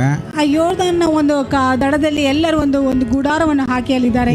இதுக்கப்புறம் நம்ம என்னன்னா அந்த பக்கம் போகணும், அந்த யோர்தானை தாண்டி போகணும். ಇದಾದ್ಮೇಲೆ ಆ ಒಂದು ಯೋರ್ದಾನ್ ನದಿಯನ್ನು ದಾಟಿ ಆ ಕಡೆ ಹೋಗಬೇಕು. பாருங்க, அப்போ ஒரு சம்பவத்தை பார்க்கறாங்க. ಅವಾಗ ಒಂದು ಸಂಭವವನ್ನು ನೋಡ್ತಾ ಇದ್ದಾರೆ. ஜனங்கெல்லாம் பார்க்கறாங்க. ಆ ಜನರೆಲ್ಲ ನೋಡ್ತಾ ಇದ್ದಾರೆ. அது எப்படிப்பட்ட சம்பவம் அப்படின்னு சொன்னா, ಅದು ಯಾವ ರೀತಿಯಾದ ಒಂದು ಸಂಭವ ಅಂತ ಹೇಳಿ பாருங்க, 3வது அதிகாரம் 15வது வசனத்துல எழுதப்பட்டிருக்கு, யோர்தான் அறுப்பு காலம் முழுவதும் கரை புரண்டோடுமா. ಆ ಯೋರ್ದಾನ್ ಬಂದ್ಬಿಟ್ಟು ಆ ಸುಗ್ಗಿ ಕಾಲದಲ್ಲಿ ದಡ ಮೀರಿ ಹರಿಯುವ ಯೋರ್ದಾನ್ ಹೊಳೆಯಾಗಿದೆ ಅಂತ. பாருங்க, இப்போ ஒரு வாரமா பெஞ்ச மழைக்கு நிறைய வெள்ளங்கள் நம்ம பார்த்துட்டு இருக்கிறோம். ಈ ಒಂದು ವಾರದಿಂದ ಬಂದಿದ್ದ ಮಳೆಗೆ ಅನೇಕ ನಾವು ಕಡೆ ನೀರಿನ ಜಲಾಶಯಗಳನ್ನು ನಾವು ನೋಡ್ತಾ ಇದ್ದೀವಿ. பாருங்க, நிறைய வண்டிங்கெல்லாம் அடிச்சுக்கிட்டு போகுது. வண்டிங்க, வாகனங்கள். நான் சொல்லிட்டு இருக்கிறது ಅಲ್ಲಿ ನೀರಲ್ಲಿ ಓಡ್ಕೊಂಡು ಹೋಗ್ತಾ ಇದೆ. நான் சொல்றது நல்ல கனமான 1.5 டன் 2, 4, 5 டன் வெயிட் உள்ள வண்டி கூட அந்த தண்ணியில அடிச்சுக்கிட்டு போகுது. ಹೆಚ್ಚಾದ ಒಂದು ವೇಟ್ ಅಲ್ಲಿರುವಂತ ವಾಹನ ಕೂಡ ನೀರಲ್ಲಿ ಓಡ್ಕೊಂಡು ಹೋಗ್ತಾ ಇದೆ. இங்கே யோசுவாவுக்கு ஆண்டவர் சொல்றாரு, நான் அந்த தேசத்தை நீ பங்கிடுவேன்னு சொல்லிட்டாரு. பங்கிடுவேன்னு சொல்லி இப்படி திரும்பி பார்த்த உடனே அங்கே வசனம் சொல்லுது, அறுப்பு காலத்துல என்ன பண்ணுமா, கரை புரண்டோடுமா, பயங்கர தண்ணி ஓடும் அப்படின்னு சொல்லி ವಾಗ್ದಾನ ಮಾಡಿಬಿಟ್ರು, ನಿಮಗೆ ನಾನು ಆ ದೇಶವನ್ನು ಸ್ವಾಧೀನ ಮಾಡಿ ನಾನು ಕೊಡ್ತೇನೆ, ನೀನು ಅವರಿಗೆ ಸ್ವಾಧೀನಪಡಿಸಿ ಕೊಡುವಿ ಅಂತೇಳಿ. ಆದರೆ ಅವ್ರು ಹೋಗಬೇಕಾದ್ರೆ ಮೊದಲನಾಗಿ ಒಂದು ತಡೆ ಬರ್ತದೆ. ಯೋರ್ದಾನ್ ನದಿ ಅದು ತುಂಬ ಅದು ಅತಿ ಮೀರಿ ಹೆಚ್ಚಾಗಿ ಹೋಗುವಂಥ ನದಿಯಾಗಿದೆ ಅದು. அப்போ அந்த தண்ணியை பார்த்த ஜனங்கள்லாம் என்ன பேசிட்டு இருந்திருப்பாங்க? ಅವಾಗ ನೀರನ್ನು ನೋಡಿ ಆ ಜನರೆಲ್ಲ ಏನು ಮಾತಾಡಿರ್ತಾರೆ, இந்த மனுஷன் எப்படா நம்மளை கூட்டு போய் சேர்க்க போறான், ಈ ಮನುಷ್ಯನಿಗೆ ಹೇಗೆ ನಮ್ಮನ್ನು ಆ ಕಡೆ ದಡದಲ್ಲಿ இப்போ இந்த தண்ணி வத்தணும்னா எப்படின்னா 2 மாசம் ஆகும். ಈ ನೀರೆಲ್ಲ ಬತ್ತಬೇಕಾದ್ರೆ ಇನ್ನೂ 2 ತಿಂಗಳಾಗುತ್ತೆ. இன்னும் 2 மாசம் நம்ம இங்கே தான் விழுந்து கிடக்கணும். ಇನ್ನೂ 2 ತಿಂಗಳು ನಾವು ಇಲ್ಲೇ ಬಿದ್ದಿರಬೇಕು. இன்னைக்கு நிறைய பேர் வாக்கு தத்தங்களை பிடிச்சு நம்ம தான் உட்கார்ந்து இருக்கிறோம். ಇವತ್ತು ಅನೇಕರು ನಾವು ವಾಗ್ದಾನ ಹಿಡಿದುಕೊಂಡು தடைகள் வந்த உடனே அந்த தடையை பார்க்கிறமே ஒழிய தேவன் சொன்ன வார்த்தையை நாம் மறந்துடுறோம். ನಾವು ತಡೆಗಳು ಬಂದ ತಕ್ಷಣ ತಡೆಗಳನ್ನು ನೋಡ್ತೇವೆ ಹೊರತು ದೇವರು ವಾಗ್ದಾನ ಮಾಡಿದ ದೇವರು ನಾವು ಮರೆತು ಹೋಗುತ್ತೇವೆ. பாருங்க, அந்த யோர்தானை பார்த்த எல்லாருக்குமே ஒரு கேள்வி வந்திருக்கும், இதை நான் எப்படி கடந்து போவேன். ಆ ಯೋರ್ದಾನ್ ನಾನು ನೋಡಿದ ಎಲ್ಲರಿಗೂ ಒಂದು ಪ್ರಶ್ನೆ ಬಂದಿರುತ್ತೆ, ಇದನ್ನು ಹೇಗೆ ನಾವು ದಾಟಿ ಹೋಗುವುದು ಅಂತ ಹೇಳಿ. ஆனால் நீங்கள் அந்த அதிகாரத்தை வாசிச்சிங்கன்னா தெரியும். நான் என்னால் எல்லா வசனங்களும் வாசிக்க முடியாது. அந்த அதிகாரத்தை நீங்கள் வாசித்து பாருங்கள், உங்களுக்கு தெரியும். அந்த அதிகாரத்தில் வாசிக்கும் போது தேவன் சொல்லுவார், நீ உங்களை கூப்பிட்டுட்டு அக்கறைக்கு போ அப்படின்னுவார். ಅಲ್ಲಿ ನಾವು ಒಂದು ಅಧ್ಯಾಯ ಪೂರ್ತಿಯಾಗಿ ಓದಿದ್ರೆ ಗೊತ್ತಾಗುತ್ತೆ ಪೂರ್ತಿಯ ಸಂಭವ.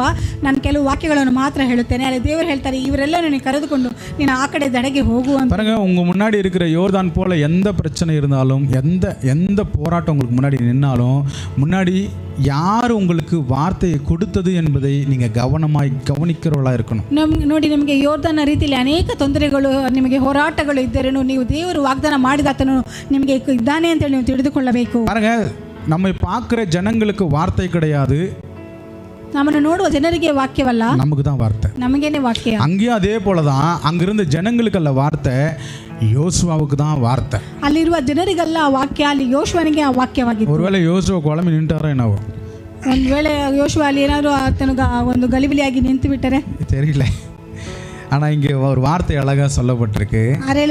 ಒಂದು ವಾಕ್ಯ ಸುಂದರವಾಗಿ ಬರೆಯಲ್ಪಟ್ಟಿದೆ. 3வது அதிகாரம் 7வது வசனம். 3ನೇ ಅಧ್ಯಾಯ 7ನೇ ವಾಕ್ಯ. கர்த்தர் யோசுவாவை நோக்கி, நான் மோசேவோடு இருந்தது போல உன்னோடும் இருக்கிறேன். ಆಗ ಯೆಹೋವನು ಯೋಶುವನಿಗೆ, ನಾನು ಇಂದಿನಿಂದ ನಿನ್ನನ್ನು ಇಸ್ರಾಯೇಲ್ ಎಲ್ಲರ ಮುಂದೆ ಘನಪಡಿಸುವೆನು, ನಾನು ಮೋಶೆ ಸಂಗಡ ಇದ್ದ ಹಾಗೆ ನಿನ್ನ ಸಂಗಡ ಇರುವೆನು. பாருங்க, அதே வார்த்தையை திருப்பியும் யோசுவாவுக்கு நினைப்புக்கு கொண்டு வரார். ಅದೇ ವಾಕ್ಯವನ್ನು ದೇವರು ಮತ್ತೆ ನೆನಪಿಗೆ ತರ್ತಾ ಇದ್ದಾರೆ. எப்போ? ಯಾವಾಗ? அவங்கள கிளம்ப சொல்லும்போது சொன்ன வார்த்தை, நான் மோசேவோடு இருந்தது போல நான் உன்னோடு இருப்பேன்னு சொன்ன வார்த்தை. ನೀವು ಹೊರಡಿ ಅಂತ ಹೇಳಬೇಕಾದ್ರೆ ಮತ್ತೆ ದೇವರಲ್ಲಿ ஞாபக ಮಾಡ್ತಾ ಇದ್ದಾರೆ. பாருங்க, குழம்புற நேரத்தில் நமக்கு வார்த்தைகளை கொடுத்து நமக்கு ஞாபகப்படுத்தி நம்மை என்ன பண்ணுவார் சொல்லுங்க, ಉತ್ಸಾಹಪಡಿಸುತ್ತಿರುವ ದೇವರು. ನೋಡಿ, ನಾವು ಗಲಿಬಿಲಿಯಲ್ಲಿ ಇದ್ದಾಗ ಮತ್ತೆ ದೇವರು ನಮಗೆ ವಾಕ್ಯಗಳನ್ನು ಕೊಟ್ಟು ನಮಗೆ ಆತನು ಪ್ರೋತ್ಸಾಹಿಸುವ ದೇವರಾಗಿದ್ದಾನೆ. ஆபிரகாமுக்கு வாக்குத்தத்தம் கொடுக்கப்பட்டு போய் அப்படியே ஒரு மூலையில் அப்படியே ಸುರುಂಗಿ ಉட்கார்ந்திருக்கிறார். நான் என்ன பண்ண போறேன்னு தெரியல ஆண்டவரே. ದೇವರ ಅಬ್ರಹಾಮ್ಗೆ ವಾಗ್ದಾನ ವಾಕ್ಯವನ್ನು ಕೊಟ್ಟು ಆತನು ತುಂಬಾ ಕಾಲ ಅದು ಕಾದಿದ್ದರಿಂದ ಆತನು ಹೋಗಿ ತುಂಬಾ ದರಿದು ಹೋಗಿ ಕೂತಿದ್ದಾನೆ. வாக்குத்தத்தங்கள் நிறைவேற தாமதிக்கும் போது நமக்குள்ள அந்த சோர்வு வரும். ಯಾಕಂದ್ರೆ ದೇವರ ವಾಗ್ದಾನವು ನೆರವೇರಲಿಕ್ಕೆ ತಡವಾದರೆ பிரச்சனை போராட்டம் பார்க்கும்போது ಒಂದು ದರಿದು ಬರುತ್ತದೆ. பிரச்சனை போராட்டம் பார்க்கும்போது அந்த ஒரு சோர்வு வரும். ನಮಗೆ ಖಂಡಿತ ನಮಗೆ ಹೋರಾಟಗಳು ತೊಂದರೆಗಳನ್ನು ನೋಡಬೇಕಾದ್ರೆ ನಮಗೆ ಒಂದು ಏನಪ್ಪಾ ಇದು ಈ ರೀತಿಯಾಗಿದೆ ಅಂತೇಳಿ ಅಲ್ಲಿ ಒಂದು ದರಿದು ಬರುತ್ತದೆ. அதே போல தான் ஆபிரகாம் தூதன் வெளியே கொண்டு வந்து வானத்தை காமிச்சு நட்சத்திரங்களை உன்னால் எண்ணக்கூடுமானால் எண்ணு அப்படின்றாரு. ಅದೇ ರೀತಿಯಲ್ಲಿ ಅಬ್ರಹಾಮ್ನ ಹೊರಗಡೆ ಕರೆದುಕೊಂಡು ಬಂದು ದೇವರು ಆ ನಕ್ಷತ್ರಗಳನ್ನು ತೋರಿಸಿ ನನಗೆ ಎಣಿಸಲಿಕ್ಕೆ ಆದರೆ ಇದನ್ನು ಎಣಿಸು ಅಂತೇಳಿ ಎಣ್ಣಿ பார்த்துட்டு ஆண்டவரே முடியாது ஆண்டவரே என்ன ಅದನ್ನ ಎಣಿಸಲಿಕ್ಕೆ ನನ್ನಿಂದ ಆಗಲ್ಲ ಅಂತೇಳಿ ಅಬ್ರಹಾಮ್ ಹೇಳ್ತಾರೆ. அந்த நட்சத்திரங்களை போல உன் சந்ததியை நான் பெருக பண்ணுவேன். ಅದೇ ರೀತಿಯಲ್ಲಿ ದೇವರು ಹೇಳ್ತಾರೆ, ಈ ನಕ್ಷತ್ರದ ರೀತಿ ನಿನ್ನನ್ನು ನಾನು ಹೆಚ್ಚಿಸುತ್ತೇನೆ ಅಂತ. வாக்குத்தத்தம் பெற்றவர்களே, ವಾಗ್ದಾನವನ್ನು ಹೊಂದಿದವರೇ, ஆண்டவருடைய நாமம் அப்பேற்பட்ட நாமம். ದೇವರ ನಾಮ ಆ ರೀತಿಯಾದ ಒಂದು ನಾಮವಾಗಿದೆ.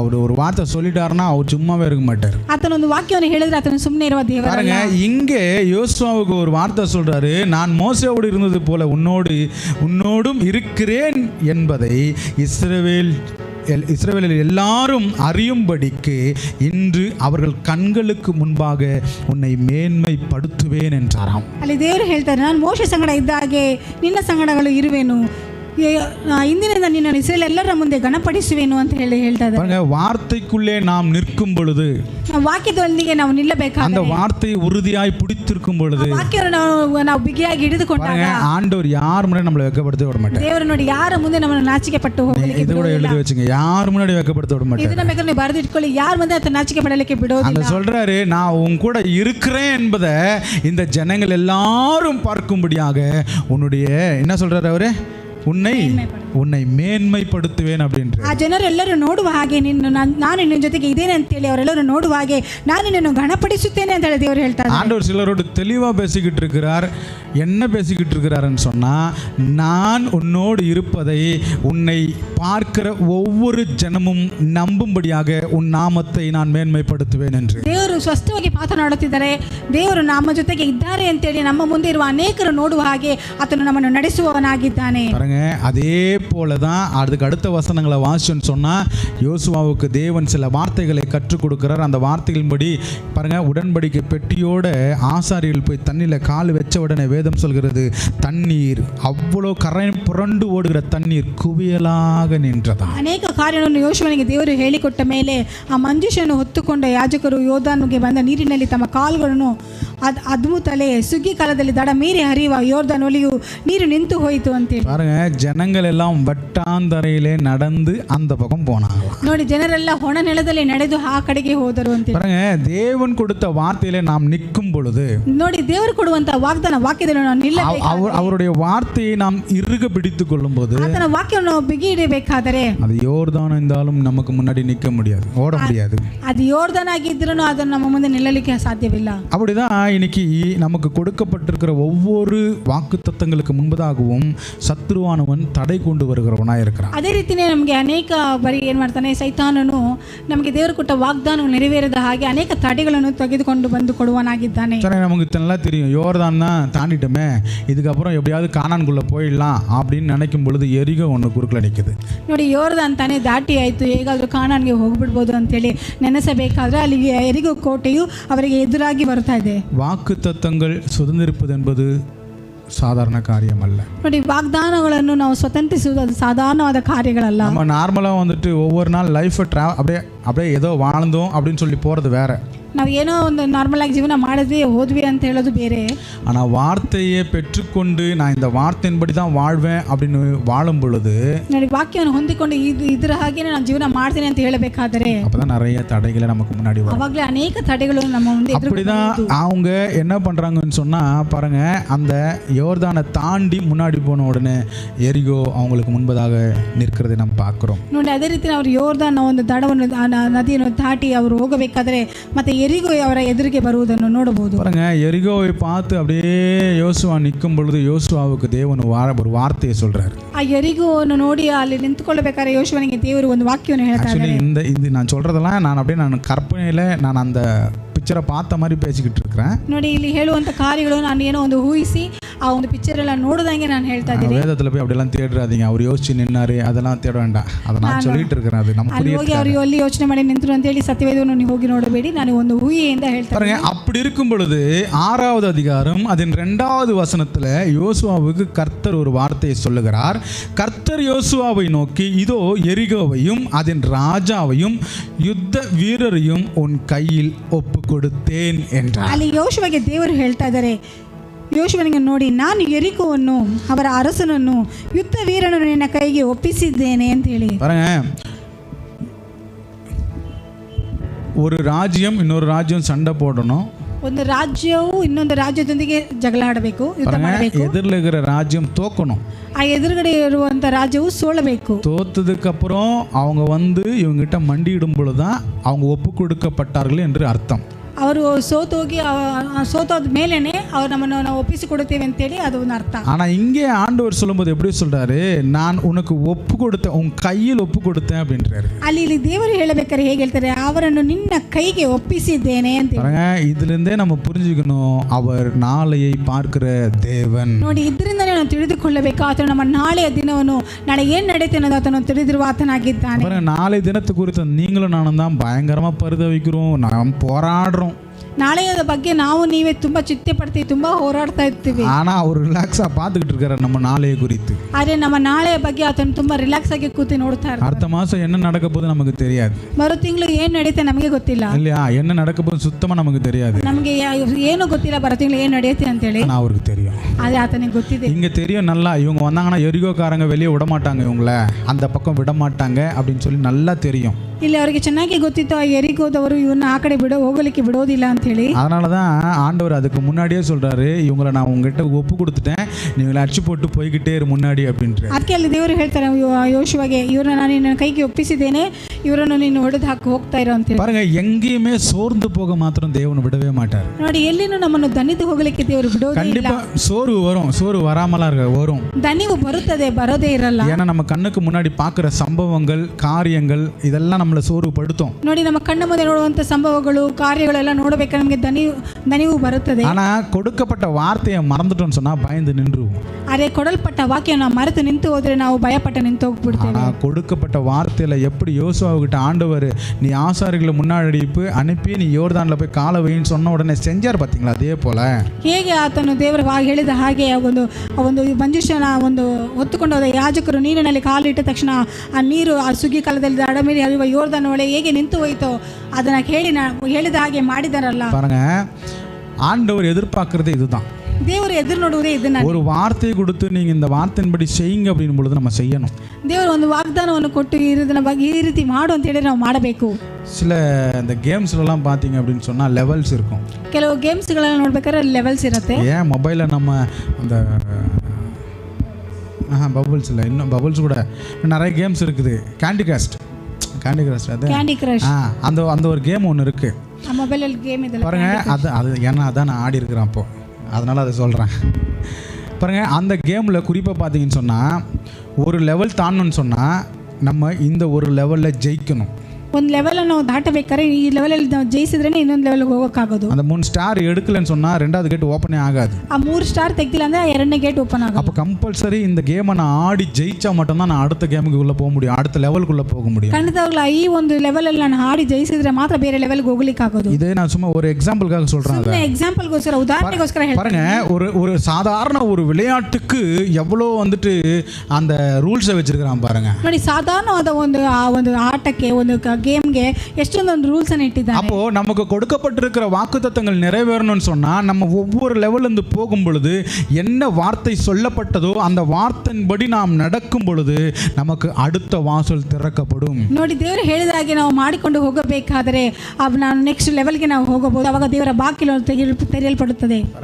அப்படி நம்ம ஒருவேளை அந்த வார்த்தையில் கொடுக்கப்பட்ட வார்த்தையில் நிற்காம போயிட்டேன்னு வைங்களேன், நடக்காம போயிட்டேன்னு வைங்களேன், ಒಂದು ವೇಳೆ ನಾವು ದೇವರು ಹೇಳಿದ ವಾಕ್ಯದಲ್ಲಿ ನಿಲ್ಲದೆ ಹೋದರೆ பாருங்க அடுத்த என்ன நடக்க போகுதுன்னு சொல்லி நமக்கு ஒன்றுமே தெரியாமல் போயிடும். அது ஃபுல்லாக வெத்து பேப்பராக மாறிடும். ಆಮೇಲೆ ಏನು ನಡೆಯುತ್ತೆ ಅಂತ ನಮಗೇನು ಗೊತ್ತಿಲ್ಲದೆ ನಾವು ಏನಾಗ್ಬಿಡ್ತೀವಿ, ನಾವು ನಿಂತ್ಕೊಳ್ತೀವಿ, ಅದು ಏನು ಇಲ್ಲದೆ ಒಂದು ಬ್ಲಾಂಕ್ ಪೇಪರ್ ಆಗಿ ಅದು ಬದಲಾಗುತ್ತೆ. தேவன் பேசும்போது அந்த வார்த்தைகளுக்கு கவனம் கொடுத்து நான் முன்னாடி போகும்பொழுது தான் பாருங்க, யோசுவா அப்படி முன்னாடி போகும்போது தான் 2வது தடை வரும் பொழுது அங்கே யோசுவாவுக்கு தெளிவாக ஒரு வார்த்தை சொல்கிறாரு, நான் இவர்களையும் இவர்கள் வீரர்களையும் நான் உன் கையில் ஒப்பு கொடுத்தேன், நீ பயப்படாமல் முன்னேறிப்போ அப்படின்றார். ಅಲ್ಲಿ ದೇವರು ಹೇಳಿದ ಹಾಗೆ ಯೋಶುವ ಮಾಡಿದರಿಂದ ಮತ್ತೆ ದೇವರಲ್ಲಿ ಹೇಳ್ತಾ ಇದ್ದಾರೆ, ನೀನು ಅವನ ನಿನ್ನ ಕೈಗೆ ಒಪ್ಪಿಸಿದ್ದೇನೆ, ನೀನು ಭಯಪಡಬೇಡ, ನೀನು ಮುಂದೆ ಹೋಗು ಅಂತ ಹೇಳಿ. இந்த அதிகாரத்தில் கூட நீங்கள் வாசிச்சு பாருங்க, ஆண்டவர் யோசுவாவுக்கு இந்த வார்த்தை சொல்லிட்டு அடுத்து வந்து சொல்றாரு நீங்கள் என்னென்ன பண்ணணும் அப்படின்னு. ಅಲ್ಲಿ ದೇವರು ಈ ವಾಕ್ಯವನ್ನು ಹೇಳಿದ ಮೇಲೆ ಮತ್ತೆ ನೀನು ಏನನ್ನು ಮಾಡಬೇಕಂತೇಳಿ ಅಲ್ಲಿ ಯೋಶುವನಿಗೆ ದೇವರು ಹೇಳ್ತಾ ಇದ್ದಾರೆ. அவங்க உன் கையில் கொட்டப்பட்டாச்சு, ஆனால் இது வந்துட்டு நிறைவேறி முடிக்கணும் அப்படின்னு சொன்னால் நான் சொல்கிறத நீ வந்துட்டு ஃபாலோ பண்ணுன்றாரு. ಅಲ್ಲಿ ದೇವರು ನಿನ್ನ ಕೈಗೆ ನಾನು ಒಪ್ಪಿಸಿ ಕೊಟ್ಟಾಯ್ತು, ಆದರೆ ನಾನು ಹೇಳಿದ್ದನ್ನು ನೀನು ಫಾಲೋ ಮಾಡು ಅಂತೇಳಿ அவர் சொல்கிறாரு. 7 நாள் எரிகோவை சுற்றணும், 7 ದಿವಸ ನೀವು ಎರಿಗೋವನ್ನು ಸುತ್ತಿ ಬರಬೇಕು, 6 நாள் ஒரு வாட்டி சுற்றுங்க, 6 ದಿವಸ ಒಂದ್ಸತಿ ಸುತ್ತಿ பேசாமல் சுற்றுங்க, ಏನು ಮಾತನಾಡದೆ ನೀವು ಸುತ್ತಿ, சவுண்டே வரவிடாது, ಯಾವ ಒಂದು ಶಬ್ದ ಬರಬಾರದು, ஒரு வாட்டி எக்காலம் ஊதுங்க, ಒಂದು ಸತಿ ಎಕ್ಕಾಲವನ್ನು. 7வது நாள் 7ನೇ ದಿವಸ பாருங்க 7 வாட்டி சுற்றுங்க, 7 ಸತಿ ಸುತ್ತಿರಿ, எக்காலம் ஊதுங்க, ಎಕ್ಕಾಲವನ್ನು ಊದಿ, ஆரவாரம் பண்ணுங்க, ಆರ್ಪರ ಮಾಡಿರಿ, எரிகோ உங்களுக்கு முன்பதாக இடிந்து விழும். ನೀವು ಆರ್ಭಟಿಸಬೇಕಾದ್ರೆ ಎರಿಕೋ ನಿಮ್ಮ ಮುಂದೆ ನೆಲಕ್ಕೆ ಬೀಳುತ್ತದೆ ಅಂತ ಹೇಳಿ. யோசுவாவுடைய வாழ்க்கையில் அந்த வார்த்தையில் ஒரு எழுத்தை கூட அவர் என்ன பண்ணலன்னா தவறை கூட ஒரு காரியத்தை அந்த இடத்துல செஞ்சிடல. ಯೋಶುವನ ಜೀವಿತದಲ್ಲಿ ದೇವರು ಹೇಳಿದ ಒಂದೊಂದು ವಾಕ್ಯವೂ ಅಲ್ಲಿ ಅದು ಸುಮ್ಮನೆ ಹೋಗಿಲ್ಲ, ಒಂದೊಂದು ವಾಕ್ಯವೂ ಅದು ನೆರವೇರಿತು. பாருங்க, இப்படி தேவனுடைய வார்த்தையை கேட்டு முன்னேறி செல்லும் பொழுது அதே போல் 7வது நாள் எரிகோ பாருங்க குவியலாய் அவர்களுக்கு முன்பதாக விழுந்தது என்று வேதம் சொல்கிறது. ಅಲ್ಲಿ ಹೀಗೆ ದೇವರ ವಾಕ್ಯವನ್ನು ಕೇಳಿ ಅವರು ನಡೆಯಬೇಕಾದರೆ, ಅವರು ಹೇಳಿದ ಹಾಗೆ ಮಾಡಬೇಕಾದರೆ ಆ ಎರಿಗೋ ಕೋಟೆಯು ಅದು ನೆಲಕ್ಕೆ ಅದು ಉರುಳಿತು ಅಂತೇಳಿ. பாருங்க, தடைகள் எத்தனை வரலாம், ನೋಡಿ, ತಡೆಗಳು ಎಷ್ಟು ಬೇಕಾದ್ರೆ ಬರಬಹುದು, போராட்டங்கள் எத்தனை எதிரில் வரலாம், போராட்டಗಳು ಎಷ್ಟು ಬೇಕಾದ್ರೆ ಬರಬಹುದು. ஆனால் அந்த வார்த்தையை பெற்றுக்கொண்டிருக்கிற மனுஷன் அந்த வார்த்தையின்படி வாழ்ந்து நடந்து உள்ள போகும் பொழுது அந்த எந்த தடையா இருந்தாலும் அது தேவன் அவர்களுக்கு முன்பதாக இருந்து அவர்களுக்காக யுத்தம் பண்ணுகிறவராக இருக்கிறார். ನೋಡಿ, ದೇವರ ವಾಗ್ದಾನದ ಪ್ರಕಾರ ನಡೆಯುವಾತರು ಅವರು ಹೋಗಬೇಕಾದ ಎಲ್ಲ ತಡೆಗಳನ್ನು ದೇವರು ಒಡೆದು ಹಾಕಿ ಅದನ್ನು ಹೇಳಿದ ಹಾಗೆ ಮಾಡುವ ದೇವರಾಗಿದ್ದಾನೆ. அதுக்கப்புறமா முடிஞ்சிச்சானா முடியல, ಆಮೇಲೆ ಅದು ಮುಗೀತಂದ್ರೆ ಮುಗ್ದಿಲ್ಲ. கிட்டத்தட்ட 31 ராஜாக்களை அவர் என்ன பண்றாருன்னா ஜெயிக்கிறாரு. ನೋಡಿ ಈಗ ಮಾತ್ರ ಒಂದು 31 ರಾಜರನ್ನು ಆತನು ಜಯಿಸ್ತಾ ಇದ್ದಾರೆ. 15வது அதிகாரத்தை வாசிச்சு பாருங்க, அதுல அங்க எழுதப்பட்டிருக்கு. 15 ஓதಬೇಕಾದ್ರೆ ನೀವು ನೋಡಿ ಓದಬಹುದು பாருங்க. இப்படி ஒவ்வொரு தடையும் மேற்கொண்டு ராஜாக்களை வென்று ஆண்டவர் சொன்ன இடத்துக்கு யோசுவாவை தேவன் கொண்டு வந்து நிறுத்துகிறார். ನೋಡಿ ಹೀಗೆ 15 ರಾಜರನ್ನು ಆತನು ಜಯಿಸಿ ದೇವರು ಹೇಳಿದ ಒಂದೊಂದು ಕಾರ್ಯಗಳನ್ನು ಮಾಡಿ ಮುಂದಕ್ಕೆ ಹೋದಾಗ ದೇವರು ಅವರು ಹೇಳಿದ ಒಂದು ಸ್ಥಳಕ್ಕೆ ಕರೆದುಕೊಂಡು ಬಂದು ನಿಲ್ಲಿಸ್ತಾ ಇದ್ದಾರೆ. ஆண்டவர் சொன்ன வாக்குத்தத்தம் என்ன சொல்லுங்க? ದೇವರು ಹೇಳಿದ ವಾಗ್ದಾನ ಏನು ಹೇಳಿ? நீ பலன் கொண்டு திடமனதாயிரு, ನೀನು ಧೈರ್ಯದಿಂದಿರು. பாருங்க, பிதாக்களுக்கு நான் சொன்ன தேசத்தை நீ இவர்களுக்கு பங்கிடுவேன்னு சொன்னார். ನಾನು ಪಿತೃಗಳಿಗೆ ಕೊಟ್ಟ ದೇಶವನ್ನು ನೀನು ಇವರಿಗೆ ಸ್ವಾಧೀನಪಡಿಸಿ ಕೊಡುತ್ತೀಯ ಅಂತ ಹೇಳಿ. பாருங்க, தேவன் என்ன சொன்னாரோ அந்த காரியத்தை அப்படியே யோசுவாவுடைய வாழ்க்கையில செய்து முடித்தார். ದೇವರು ನೋಡಿ ಯಾಕೆ ದೇವರು ಯೋಶುವನಿಗೆ ಹೇಳಿದರೋ ಅದೇ ರೀತಿ ಆ ಕಾರ್ಯವನ್ನು ಮಾಡಿಕೊಟ್ಟನು. இன்னைக்கு சொல்லி நாளைக்கு செஞ்சிடல, ಇವತ್ತು ಹೇಳಿ ನಾಳೆ ಮಾಡಿಲ್ಲ, சில காலங்கள் ஆச்சு, ಕೆಲವು ಕಾಲಗಳು ತೆಗೆದುಕೊಂಡರು, ஆனா முடிச்சது. ಆದರೆ ಮುಗಿಯಿತು. இதை ஏன் இந்த வார்த்தையை சொல்ல விரும்புறேன் அப்படின்னா, ಇದನ್ನ ಯಾಕೆ ಇವಾಗ ನಾನು ಹೇಳಕ್ ಬಯಸ್ತೀನಿ, தேவன் ஒவ்வொரு வாக்குத்தத்தத்துக்கும் ஒவ்வொரு காலத்தை நியமித்து வைத்திருப்பார். ದೇವರು ಒಂದೊಂದು ಕಾರ್ಯಕ್ಕೋಸ್ಕರ ಒಂದೊಂದು ಕಾಲವನ್ನು ನೇಮ ಮಾಡಿ ಇಟ್ಟಿರ್ತಾರೆ. ஒவ்வொரு வாக்குத்தத்தத்துக்கும் ஒவ்வொரு காலத்தை வைத்திருப்பார். ಒಂದೊಂದು ವಾಗ್ದಾನ ವಾಕ್ಯಕ್ಕೂ ದೇವರು ಒಂದೊಂದು ಕಾಲವನ್ನು ನೇಮಿಸಿ ಇಟ್ಟಿರ್ತಾರೆ. பாருங்க, அப்போ அந்த வாக்குத்தத்தம் நிறைவேறும் காலம் வருகிற வரைக்கும் நாம் அந்த வார்த்தையில் வாழ்ந்து கொண்டிருக்கணும்னு சொல்லி தான் இந்த இடத்துல தேவாவியானவர் நம்மோடு இன்னைக்கு பேசிக்கிட்டு ಆ இருக்கார். ವಾಗ್ದಾನ ವಾಕ್ಯವು ನೆರವೇರುವವರೆಗೂ ನಾವು ಆ ಒಂದು ವಾಗ್ದಾನದ ವಾಕ್ಯದಲ್ಲಿ ನಾವು ಜೀವನ ಮಾಡುವವರಾಗಿರಬೇಕು ಅಂತೇಳಿ ದೇವರ ಆತ್ಮ ನಮ್ಮೊಂದಿಗೆ ಮಾತನಾಡುತ್ತಿದ್ದಾರೆ. யோசுவா எப்போ அந்த வார்த்தைக்கு கீழ்ப்படிந்து அந்த வார்த்தையின்படி நடந்தாரோ எல்லா போராட்டத்தையும் ஜெயித்தார், எல்லா தடைகளையும் ஜெயித்தார். தேவன் சொன்னது போலவே பாருங்க, இஸ்ரவேல் ஜனங்களுக்கு ஒவ்வொரு கோத்திரத்துக்கும் கானான் தேசத்துக்குள்ளே ஒவ்வொரு இடத்தை பங்கிட்டு கொடுத்தார் என்று வேதத்தில் நாம் பார்க்கிறோம். ನೋಡಿ, ದೇವರು ಹೇಳಿದ ಹಾಗೆ ಯೋಶುವನು ಮಾಡಬೇಕಾದ್ರೆ ಒಂದೊಂದು ಅಡ್ಡಗಳು ಎಷ್ಟೋ ತಡೆಗಳು ಬಂದರೇನು ದೇವರು ಅದನ್ನ ಎಲ್ಲ ತಡೆಗಳನ್ನು ಆತನು ಜಯಿಸಲಿಕ್ಕೆ ಕೃಪೆ ಕೊಟ್ಟು ಆತನು ಹೇಳಿದ ಒಂದು ಸ್ಥಳದಲ್ಲಿ ಕರೆದುಕೊಂಡು ಬಂದು ಇಟ್ಟಿರಲಿಲ್ಲ.